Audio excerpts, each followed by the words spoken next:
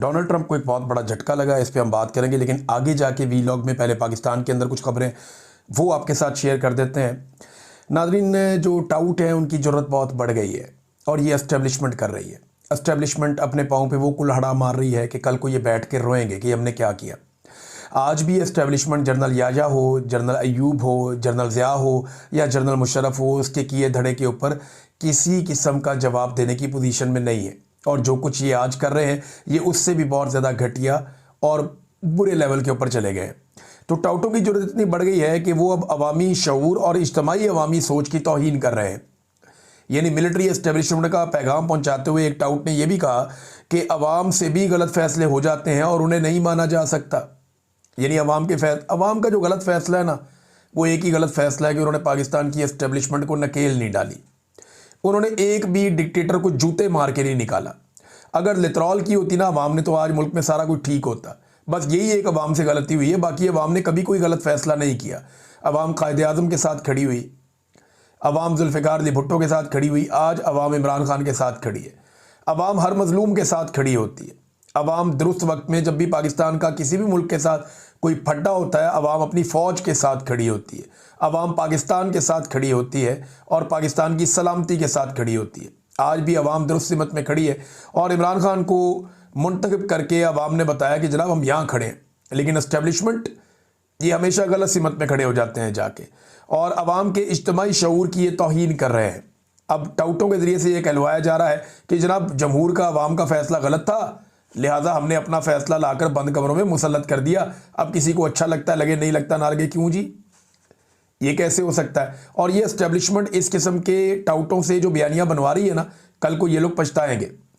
अवाम को कई दहाइयों पहले इन नौसरबाजों को पहचान लेना चाहिए था, लेकिन देर हो गया, दुरुस्त हो गया। कम से कम लोगों को अब ये ज़रूर पता है, और चाहे इमरान खान की वजह से पता है, चाहे और बहुत सारे लोग हैं जिनकी वजह से पता है, लेकिन लोगों को पता है कि किसने क्या किया है पाकिस्तान के साथ। नाज़रीन, तहरीक तहफ़्फ़ुज़ आईन पाकिस्तान के कायदीन लाहौर पहुँच गए। हुकूमत एक चीज़ में कामयाब रही कि रस्ते में कहीं पे भी हुकूमत ने कोई बड़ा इज्तिमा नहीं होने दिया। रस्ते में जहाँ पे भी रुकने की कोशिश करते थे, गाड़ियाँ तोड़ते थे, धक्के मारते थे, मार कुटाई करते थे। इनको यानी पूरे रस्ते में इनको फेंटा लगाते लगाते लगाते लगाते ये लोग पहुँच गए जैसे तैसे करके लाहौर।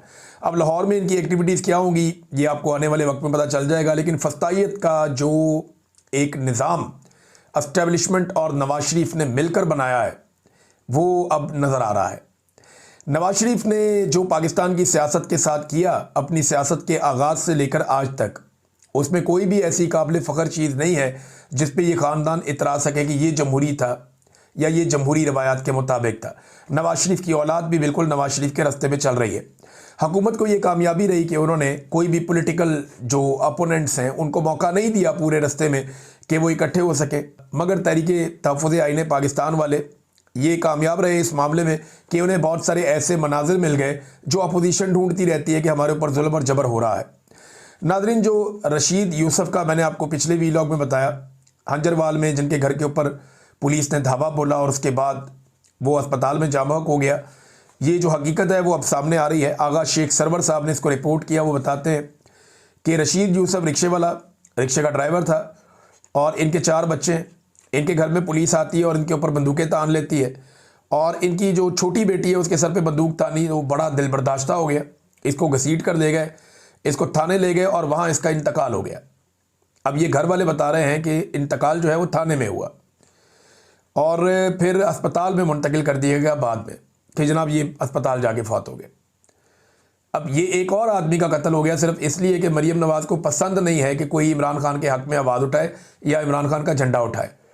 तो जो शख्स भी इमरान खान के करीबी होगा या जिस शख्स पे इस बात का अंदेशा होगा कि ये बाहर निकल कर पाकिस्तान तहरीक इंसाफ का नारा लगा सकता है, उसके घर पे धावा बोला जाएगा, बच्चों के सरों पे बंदूक रख दी जाएगी और वो शख्स फिर थाने में जाके फौत हो गया। ये जुल्म नहीं है तो और क्या है?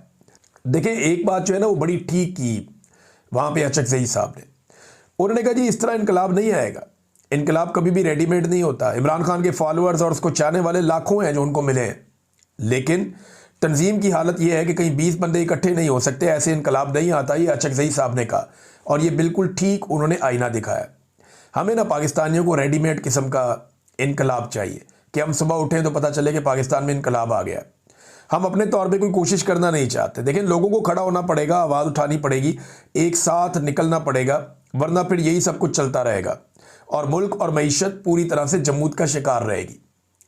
यानी ये निज़ाम अगर ऐसे भी चलता रहे कि लोग ना तो इनकलाब लेकर आएँ, ना बाहर निकले, ना एहतजाज करें और ना कोई बहुत बड़ा मुजाहरा करें, या लोग रियासत के खिलाफ खड़े भी ना हो और ऐसे इसी तरह चलने भी दें, तो फिर कोई काम नहीं चलेगा। ना पाकिस्तान आगे बढ़ेगा, ना मईशत चलेगी, मुल्क जमूद का शिकार रहेगा। क्योंकि लोग बदज़न तो हो गए हैं, काम तो कोई करना नहीं चाहता, ना कोई इन्वेस्टमेंट करना चाहता है। पाकिस्तान तहरीक इंसाफ को एक बड़ा मौका मिल गया कराची में जलसा करने का। तहरीक इंसाफ के लोग काफ़ी एक्साइटेड हैं कि मज़ार कायद पे नज़दीक वो एक जलसा कर सकते हैं। ये एक बड़ी कामयाबी बन सकता है अगर अहले कराची निकल आए, क्योंकि जब इमरान खान साहब की हुकूमत गिराई गई थी तो सबसे पहले कराची बाहर आया था। कराची के शहरियों ने एक बहुत बड़ा एहतजाजी मुजाहरा किया था, वहाँ पे उन्होंने इमरान खान का नारा बुलंद किया था और उसके बाद एक तहरीक बन गई थी। अब कराची के पास दोबारा मौका है कि वो सबसे पहले मोमेंटम बनाए और सबसे आगे बढ़ जाए। अभी तक पाकिस्तान पीपल्स पार्टी ने कोई भी काम जमहूरी नहीं किया, लेकिन मुझे हैरत होगी अगर पाकिस्तान पीपल्स पार्टी इस जलसे के रास्ते में रुकावट ना डाले। देखते हैं कि इस मरतबा ये क्या करते हैं। पीपल्स पार्टी की जमहूरियत क्या है वो तो आप सब जानते हैं। एक डिक्टेटर की तरह जरदारी खानदान इस पार्टी को अब चला रहा है, कोई सवाल करने वाला ही नहीं है। अभी एक वीडियो हम देख रहे थे कादर पटेल साहब की, वो जिस तरह जरदारी साहब को मिले हैं बिल्कुल बहुत नीचे तक पहुंच गए और जैसे वो मिले हैं पता नहीं अब वो इसको कोई जवाब दे सकते हैं। बहरहाल इस तरह तो कोई किसी को नहीं मिलता जैसे जरदारी साहब को पटेल साहब मिल रहे थे। तो ये अब एक तरह की डिक्टेटर है जरदारियों की इस पार्टी के अंदर। नादरीन, एस्टेब्लिशमेंट का चैनल है एक, उसका सर्वे आ गया सोशल मीडिया पे, उनका डिजिटल चैनल है। तो मिलिट्री एस्टेब्लिशमेंट ने ना सहाफ़त या डिजिटल मीडिया के मैदान में भी खाची मारी है। यानी फिटे मुँह इस किस्म के सर्वे का।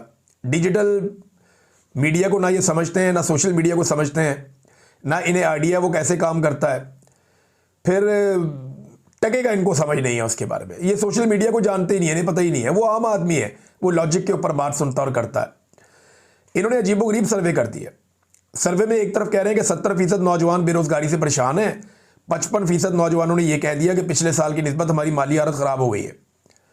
ये नौजवानों का सर्वे हो रहा है। और फिर साथ ही कह दिया कि नौजवानों में नून लीग की मकबूलियत बढ़ गई है। और भाई 70% कह रहे हैं कि बेड़ा गर्क कर दिया इन्होंने, 55% कह रहे हैं कि हमारी हालत ही बुरी कर दी इन्होंने, और उसके बाद कह रहे हैं जी नून लीग की मकबूलियत बढ़ गई, पीटीए की कम हो गई, और फौज के ऊपर नौजवानों का एतमाद बढ़ गया। फिटे मुँह जनाब ताड़े सर्वे का भी और आपके डिजिटल मीडिया की कार्रवाइयों का भी। यानी डिजिटल मीडिया बनाया तो कुछ थोड़ा लॉजिक के साथ बनाया ना। एक ही सर्वे के अंदर दो तरह की अलग अलग बातें कर दी। एक तरफ कह रहे हैं कि लोग बिल्कुल मुतमईन नहीं है, दूसरी तरफ कह रहे हैं जनाब जिनसे मुतमईन नहीं है उनकी मकबूलियत बढ़ रही है नौजवानों में। हद नहीं होगी। तो ये इसी तरह की कार्रवाइयाँ हमेशा डालते रहे और ये समझते रहे कौम बेवकूफ़ है, लोगों को अक्ल नहीं है, लोग बहुत सियाने हैं और लोग एक एक चीज़ पर नज़र रखते हैं।